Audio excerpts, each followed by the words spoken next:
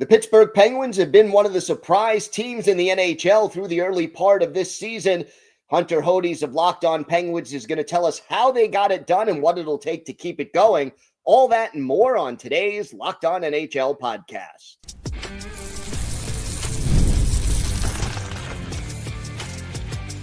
You're Locked On NHL, your daily podcast on the National Hockey League. Part of the Locked On Podcast Network, your team every day. Gil Martin here, and welcome everybody to the Locked On NHL podcast, part of the Locked On Podcast Network, now the #1 sports podcast network. And I want to thank everyone for making Locked On NHL your first listen every day. Don't forget to subscribe on YouTube or wherever you listen to podcasts so you never miss an episode. Today's episode is brought to you by FanDuel. Download the FanDuel app now by visiting FanDuel.com and win $300 in bonus bets if your first $5 bet wins.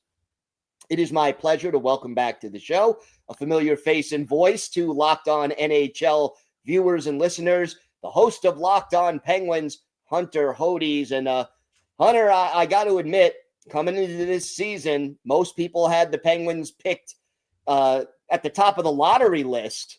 And, here they are off to a pretty good start, although, a couple of games lately, not what you wanted. But what has been the reason for this surprisingly strong start? Well, I think definitely the goaltending. They're getting some of the best goaltending in the league so far, Gil. Archer Shelovs has been one of the best goaltenders in the league. I can't believe I'm saying that to the first month of the season.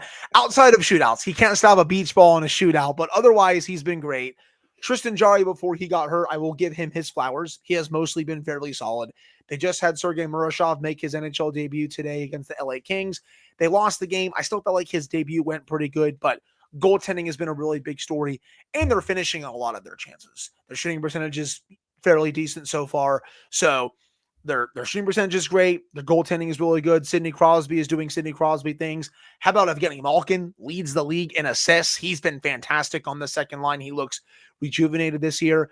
And you also can't discount, Gil, what a new voice brings. It was obvious, to me at least, the last year and a half that the Penguins needed a new voice behind the bench, and Dan Muse is really clicking with this team right now. I know they've lost 4 of their last 5 games. The schedule to start November has been really tough. 5 games in the first 9 days, going up against some really tough teams.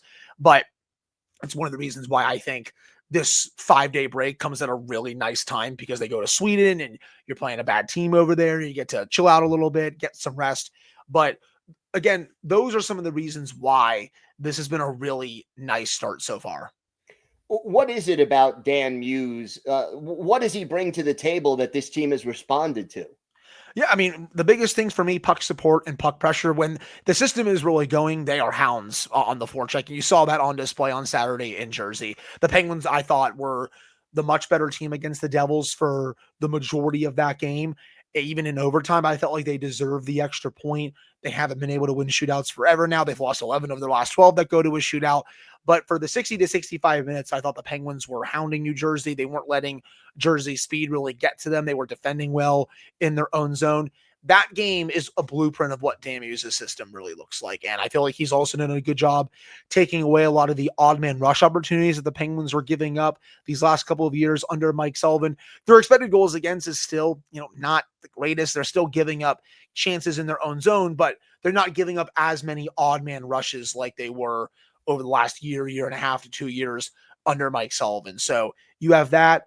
And also, again, he just brings, a calm demeanor behind the bench. Everyone on this team is buying in. I don't know if you saw, Erik Karlsson had a little bit of a spicy quote to one of the Penguin reporters on Saturday after the game against the Devils, where he's like, yeah, we're buying in, we're doing the things that we're good at, not the things that we really can't do. And I'm like, it's a little bit of a shot at a former coach, I feel like. So again, it's still a little bit of the honeymoon phase, because you're only a little over a month in, but so far he's pushing a lot of the right buttons.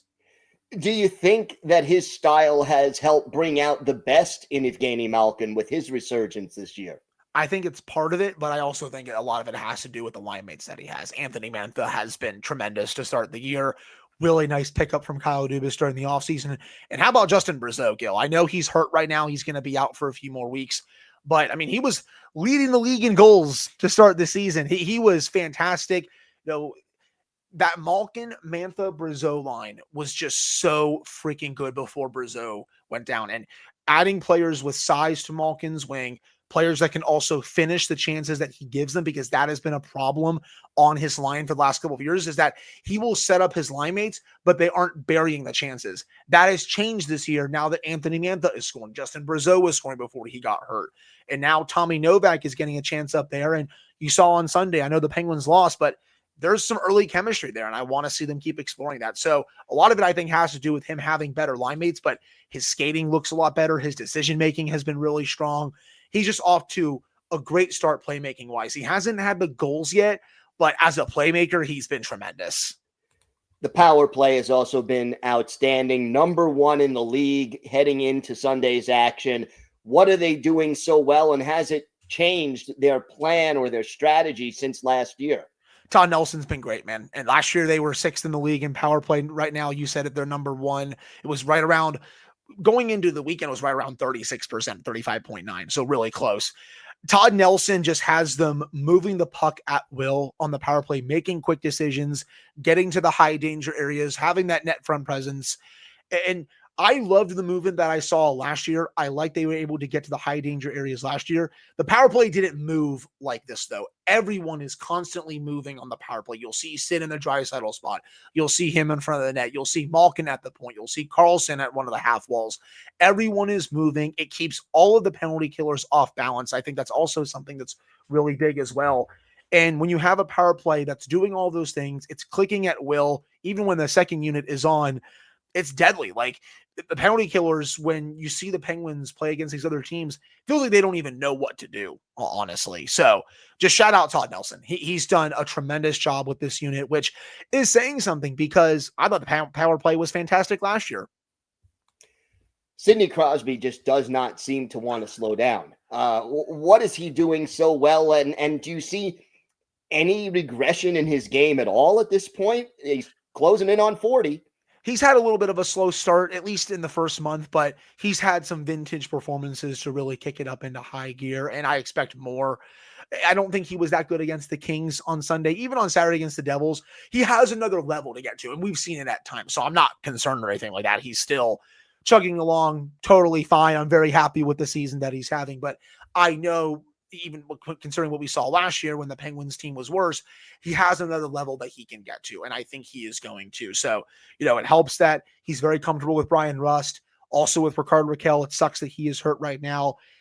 Ben Kindle has been awesome on the top line. I'm excited when this team gets more healthy, Gil, so they can move him back down to the third line, because that line, when he is centering it, is just taking other teams' lunch. So that's been great, but I know Sid, his defense isn't what it used to be. Definitely not, 2016, 2017 level, but he is still generating the offense. It's just that I think he has another level that he can get to. Okay, so you're one of the surprise teams of the first month of the season. What are the keys to sustaining this over the rest of the year and maybe even making a run at a playoff berth? Yeah, I think, the goaltending's got to keep up. You got to keep the special teams. The penalty kill has also been really good as of late. I believe it came into this weekend top 10, really strong unit. Dan Muse is doing a really good job with that. They also just got to get healthy. The injury bug is really crushing them right now. Again, Justin Brazeau is hurt. Even Noel Acciari, who I'm not that high on, he was playing well on the fourth line. Jari, he's had a nice start, but you're getting a little bit of a glimpse of Sergei Murashov. Philip Hollander is out for a few months with some blood clot issues. Wish the best for him. So they are just really going through it right now with the injury bug, which is really unfortunate. But again, if they can really, keep this up at 5-on-5, keep getting the depth scoring, keep getting also the contributions from the kids, especially Ben Kindle, who I can't believe he has looked this good to start the year. It's been crazy.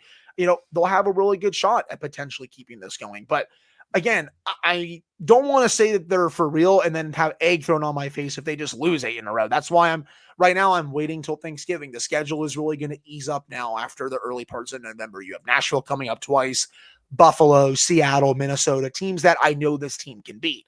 So let's see how they do against some of those teams. I want to see them start banking some points here, because they built themselves a little bit of a cushion, even though they've lost 4 of 5, but they got to start banking some points here. So, I want to keep seeing the second line cook, especially once Justin Brazeau gets back. I want to see Chris Letang start finding his game a little bit more. But as long as they also keep doing what they're doing in other areas, maybe they will be in the race come March or April, Gil. We'll have to see.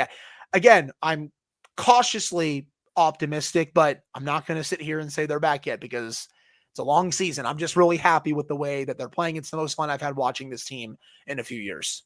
All right, Hunter, why don't you tell our viewers and our listeners where they could find the podcast and where they could find you on social media?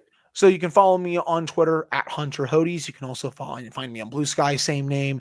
You can find the Locked On Penguins podcast wherever you get your podcasts, Apple, Spotify, YouTube, Amazon Music, all those good spots. And you can follow my co-host, Patrick Damp at Synonym for Wet on all social media platforms as well.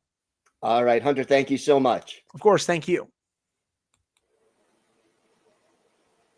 Today's episode is brought to you by your friends at FanDuel. The NBA is back, and there's no better place to get in on the action than FanDuel, the official sports betting partner of the NBA. Even if you miss the start of the game or want to ride the hot hand, FanDuel has live bets on everything from who will score next to fourth quarter comebacks. Plus, you can even combine your live bets into a same-game parlay for a shot at a bigger payout. It keeps every game exciting, especially when your team's making that late push. Right now, FanDuel is giving new customers $300 in bonus bets when your first $5 bet wins. So head to FanDuel.com to sign up and play your game with FanDuel, the official sports betting partner of the NBA. Again, place that first $5 bet, and if it wins, you'll get $300 in bonus bets. Visit FanDuel.com to get started today.